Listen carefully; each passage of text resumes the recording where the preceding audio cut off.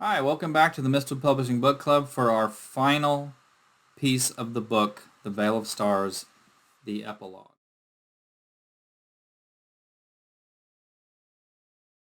First of all, I want to thank you for coming along this journey with me this whole time. And, I mean, it's a long book, so if you followed and you've watched all these videos, I can't tell you how much I appreciate that. Whether you used these videos to just kind of review over what happened in the book before, Saga 2 comes out, whether you're watching this 10 years after I film it, whether you're reading the book and following along as these videos are published, whether, you've never even read it and you're just watching them to kind of get an idea of the story, to see if it's worth it or something, I don't know. I just want to thank you for watching these videos. It's been a lot of work, but it's been a lot of fun, and I hope that they've been enjoyable for you guys. As for the epilogue, this epilogue introduces two new characters. Originally, the epilogue was different, but as I wrote Saga 2, I realized that having Narbad chapter after Narbad chapter after Narbad chapter, it felt kind of too similar, I guess, and I wanted something to kind of break it up a little bit more than the Zack and Hale storylines. And so I had actually already written all of Saga 2, both Zack and Narbad's storylines, and I'd already typed them up too, and I think even edited it once through. When I came up with the idea for this storyline. And so I wrote this epilogue pretty close to the publishing date of this book. And I wrote it having not written that part of Saga 2 yet, but I had it planned out. And so I wrote this as almost like the beginning of this new storyline, which will take up pretty close to almost half of the next book. So it's a big storyline. And okay, so how did I come up with a storyline? I did it for the sole purpose of giving more space in the Narbad chapters for Saga 2? No. I didn't just make this storyline up purely for that purpose. I looked at what my plan was for Saga 3 and the big conflict that encompasses that book. And there are the King of Hanor, who is a very prominent figure in that book. And I'm like, well, what would his story be before Saga 3? How can I kind of set up Saga 3's storyline all the way in Saga 1, more than just telling and hinting at Bjorn's plans, because Bjorn is the main opponent of Saga 3. How can I set up more of Saga 3 for the reader? And so slowly, and I also wanted to give readers a different taste, because this part of the book, as you'll see in the epilogue, is a very different taste of fantasy than the Narbad storylines, because the people in this part of the book are shadowy, not very good people to say. They're not very, very complex people to say the least. And so I wrote this epilogue to introduce these two characters, which will go all the way through Saga 3. And it worked out really nicely, because in the epilogue, these guys are basically teenagers, young teenagers. And in Saga 2, it's fast forward to where they're more like young adults. But we are introduced to the characters of Henry and Andrew, who I have come to love both in their complex imperfection very well. And people that have... My main editor for this book actually said the epilogue was her favorite part of the book. And the editors of Saga 2 absolutely adore this storyline too, because it gives a nice tonal shift and pace shift, kind of keeps things fresh in juxtaposition, I think that's the right word, of Narbad's storyline. So we get introduced to Henry, and he is having a conversation with his friend Rory. He is one of the princes of the ancient Orcish/human kingdom of Hanor, although it's been a human kingdom exclusively for a long time, as the earlier parts of the book have probably told you.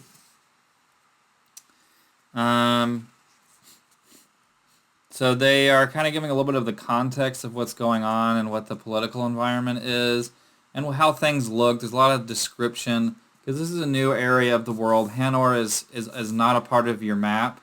It is to the east of Talor.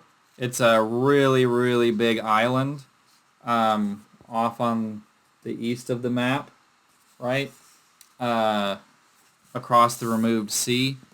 And so it is a very different, kind of more England exclusively kind of vibe. And so I've kind of been, I'm building a lot of banners, a lot of sigils, a lot of very medieval England kind of feel to it. And a little bit of more of a Game of Thrones influence in there as well. And that goes into where Henry walks in on Andrew, his brother, having sex with an orc. And I don't describe the physical act of them having sex because that doesn't seem appropriate, and there's not really any point. It doesn't add anything to do that. So we see a unique feature on the female that Henry ends up identifying earlier at the dinner table, because at first he doesn't realize that it's an orc because the stained glass window is green, so it's hiding her skin color. And as well, Andrew is hiding, because of just the position of sex, is hiding the features of the woman. And also Henry is disgusted by it, so he's not really looking at it. But later at dinner, the orc servant that gives him his dessert, I believe it's his dessert, is missing a finger. The same finger that was missing from the girl that Andrew was having sex with. So it's then revealed that, well, Andrew, Henry's brother, is having sex with an undesirable, because orcs are called toads in Hanor. It's kind of like the N-word for orcs, if you will, the slang word for Jew, or the slang word for an Indian, or something like that, right? So they call them toads because they're green and sometimes have warts and things like that. And so that, when Henry makes that revelation, it's kind of a bit tense and things escalate. And I can't tell you a lot of answers here because it would spoil stuff, but it really bothers Henry that his brother would have sex with an orc because orcs are disgusting, and Henry and most humans are quite racist against orcs. And so it's a big deal that Andrew would be sleeping with an orc.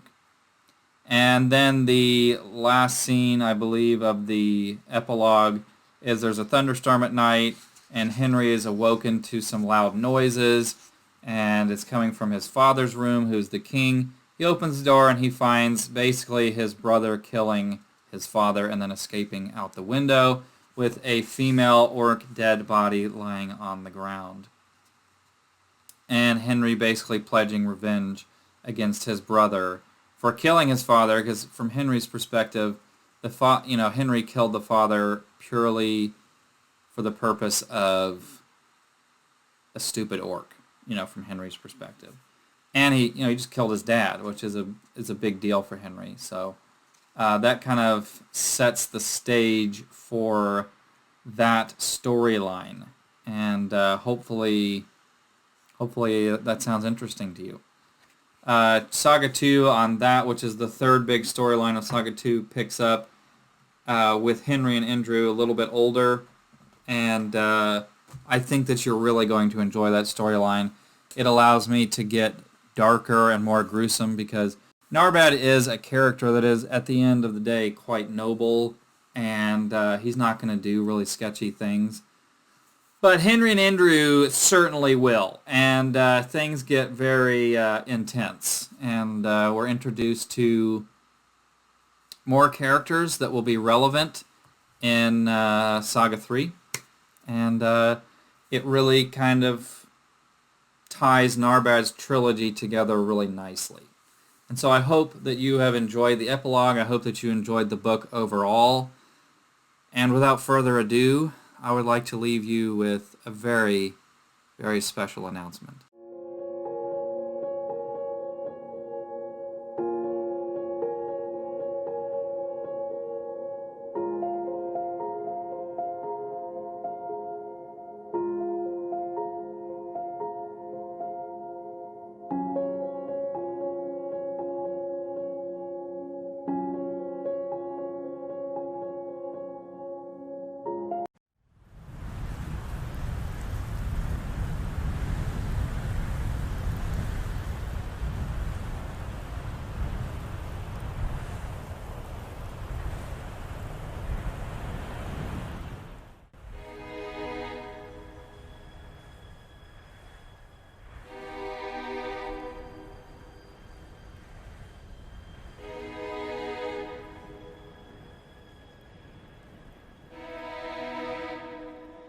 Chaos reigns in the southern continent of Virgin, cultivating a harsh environment of endless threats.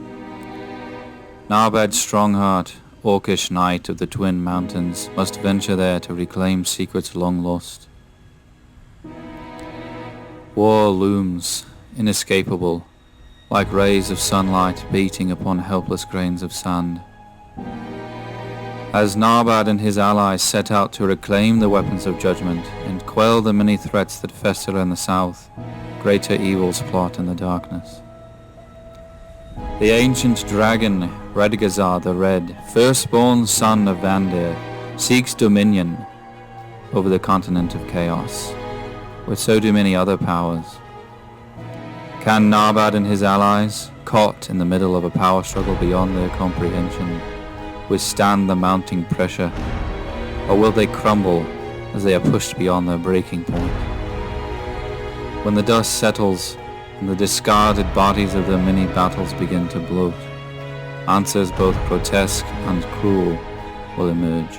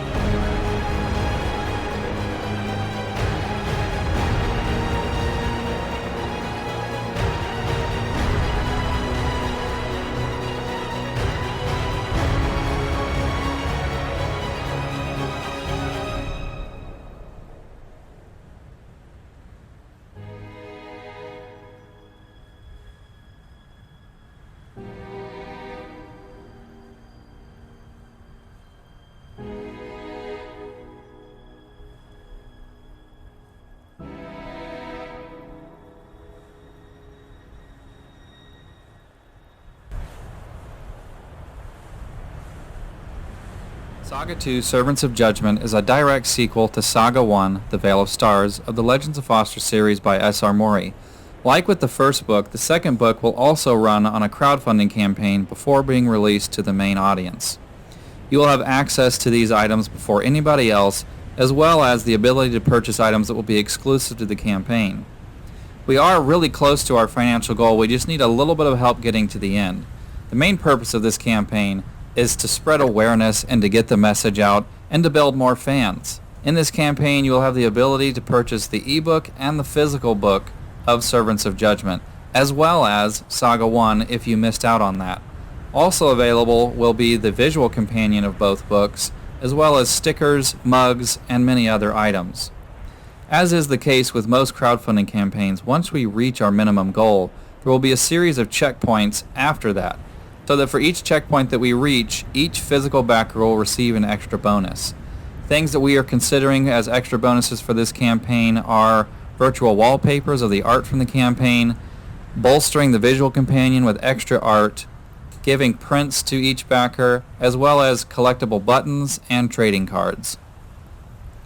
As I said before, this book is pretty much ready to go. We just need a little bit of help getting to the finish line in terms of being able to afford the printing costs, as costs have gone up over the years with COVID. Any help that you can offer is greatly appreciated. That being said, you won't have to deal with the stereotypical mess of crowdfunding campaigns where you don't get what you paid for a very long time. Because everything's all done and we're just waiting to print, you will have the book in your hands before you know it. Please consider sharing this video, liking it, and subscribing to the channel, and of course, backing the project when it goes live here very, very soon.